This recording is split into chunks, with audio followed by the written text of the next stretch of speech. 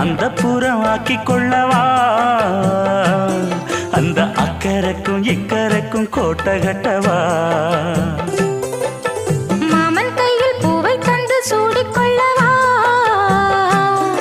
அடி ஆசை என்னும் ஊஞ்சல் கட்டி ஆடிக்கொள்ளவா சொல்லு சொல்லு திட்டம் என்ன சொல்லுவது கஷ்டமா பொத்தி பொத்தி வச்சதென்ன என்னென்னவோ இஷ்டமா